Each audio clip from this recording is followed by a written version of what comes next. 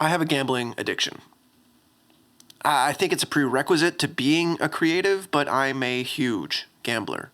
And I don't think that you need to be gambling with money in order to be successful, but you will absolutely need to gamble with your time and with your energy if you want to make this work for yourself. So in this video, I want to share those experiences, those stories that I've had that have helped mold my photography career so that you can make one for yourself as well.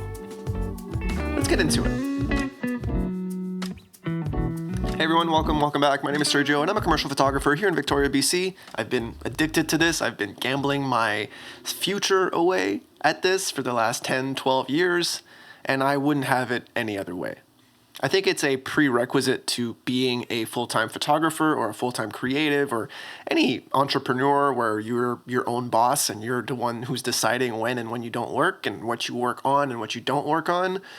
Anyone who's in that situation needs to have this obsession and needs to have this borderline delusion in order to be successful, in my opinion. Now, gambling might be a strong word to use, but I really do think that it's a gamble because we really don't know what that outcome's going to be like.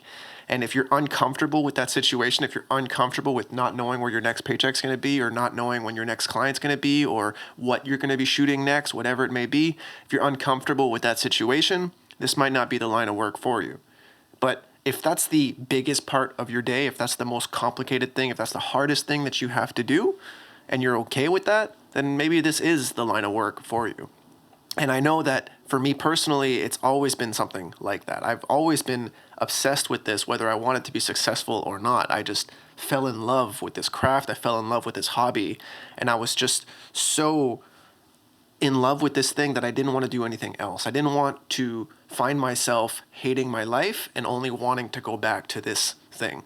So what I did instead was obsess over it, be so delusional about what it is that I enjoy and how I can picture a life for myself in the future.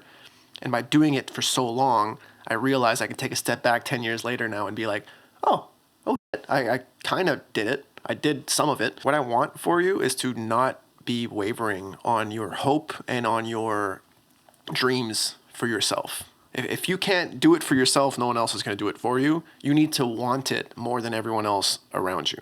It's tough. It's not easy to be a professional hobbyist by any means, whatever that hobby is.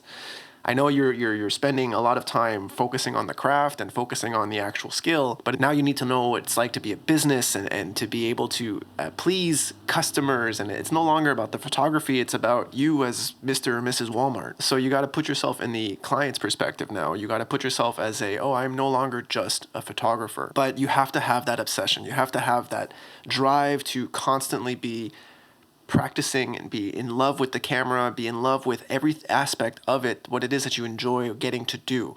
It's not just having to do things. It's not like, I have a shoot next week. I have to go do this thing with these people that I don't like, you get to do these things. You have to change your mindset. You have to change the way you think a little bit in order to be okay with the long road that's ahead of you.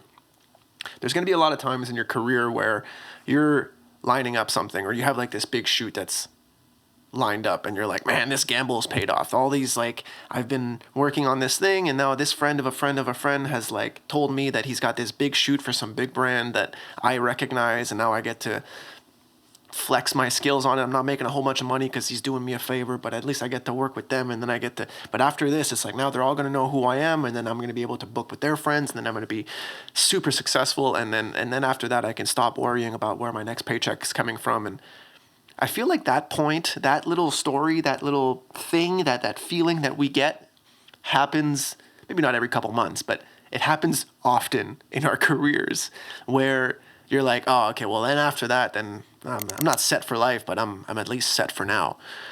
But that's just not the case. Even a decade, maybe in 20 years, it'll be like that, but I haven't been there. I haven't gotten there yet. 10 years in, 12 years in, I started shooting in 2012.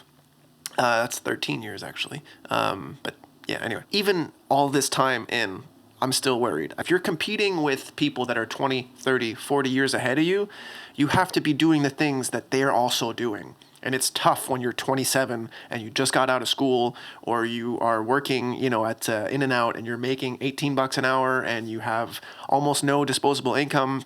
And then you're competing against people who have Apollo Voyager carts that are $5,000, and you're competing against people who have spent decades of their lives obsessing over this craft and maybe spending more money than you've ever seen in your life in this craft, and you have to be like, yeah, but I'll do it for like $150 though. Like but it's doing that and finding a way to make it work in your situation and your surroundings with all of the competition that's around you, with all of the pros and the experts that are around you, and obsessing and being so delusional that you think you're worth it and that you think you're going to make it through this. You can make it till next week. You can make it to the month after. As long as you keep thinking that way, that's how you end up making it to the next day. As an addict or as a gambler, you know that your highs aren't always going to be like that, and that also means that your lows aren't always going to be like that either. So use that to your advantage. Know that, like, okay, this is a low point. It's going to bounce back. We're going to be all right. Just keep doing the thing. Keep being consistent in the thing that I'm doing, and the success or the jobs or all of the good things are going to come my way eventually. I know it can be tough, but it's not forever. As you know, if you're addicted and you're a gambler and you have this like remunerating. I don't know that word. If you have those kinds of thoughts and you're constantly like cycling, and it's tough to think that like, oh, I have to do this for another 20 years. Like, this is, how am I supposed to do? You don't have to do it for 20 years. You have to do it till tomorrow. That's it. It's a saying, or it's like a way of thinking that has helped me with my peace of mind a lot, in that like, I don't need to make it till I'm 65. I need to make it till tomorrow. That's it. That's all I need to worry about. It's making it till tomorrow. And if I can make it till tomorrow, then I can do that again tomorrow. And if you keep doing that, if you keep putting one step in front of the next, that's how you can look back and be at the top of this mountain. You have to go against the grain. You have to believe in yourself because no one else does. You have to think that this hobby is so worth it that you're willing to put up with all the negativity and the bad parts of it, whether that's the business side of it, whether that's bad clients, whether that's slow months. All of those things, they come with this job of getting to do whatever it is that you want when you want, and you get to have a hobby as a career. And when you are working, like, the photography part isn't 99% of my job. It's maybe 5% of my job. But those 5% are always the funnest part. When I was starting out, I was told that I needed to shoot weddings. If I wanted to be successful, if I wanted to have a full-time career, who takes pictures all the time? Wedding photographers. I got to shoot weddings. I got to shoot events. I got to be a fly on the wall. That's how you are a photographer. That's how you become a photographer. But I didn't want any of that. I wanted something different. I wanted to gamble on myself and on my skills, because I wanted people to come to me for my skills and my ability. And I felt like being an event photographer or shooting things that were already happening wasn't allowing me to incorporate the style or the look to the images that I wanted to incorporate. So I didn't do it. I gambled on myself. I doubled down in not doing weddings. As much as I have shot weddings, it was usually as a contractor for other people, or it was a handful of little friends that I knew where I was just mostly just doing them a favor. I wanted to shoot as a photojournalist. I saw a journalism job like 4 or 5 years ago, and I applied to it and didn't get the job because I was not ready. I didn't have any of the portfolio for it. I didn't have any of the experience that they were asking for at this government journalist job, which would have been a pretty cool position to land in. But I didn't have the experience. So what did I do? I took my skills, I took my desire to want to do that, and I shot a whole bunch of street photography in Victoria, made myself a zine, sold out a couple books. So, you know, if you want something, if you believe in yourself and you believe in your desire to continue wanting to do this, you're going to continue wanting to do this. You don't need to do it for another 30 years. You need to do it till tomorrow.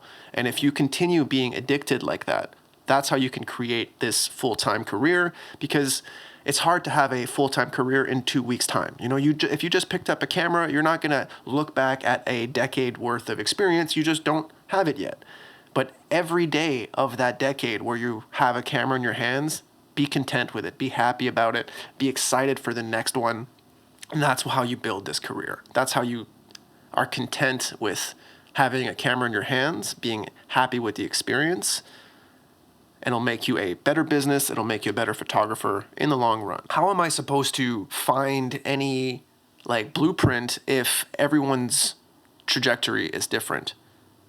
But I think the only common denominator is that delusion, and it's that belief in yourself when no one else does. And with trials and life experience and time, that's how you build this career for yourself that I just can't map out for you. But I can give you that drive and that mentality and that feeling of like, you know what, maybe not everything is working out for me right now this week, but I'm literally one call away from it all being different. So keep that hope alive and keep putting, the eggs in your basket in order to be lucky down the road. Thanks for hanging out today. I hope you got a little something out of this one. Maybe leave a like on your way out, and I'll see you in a couple days. Later.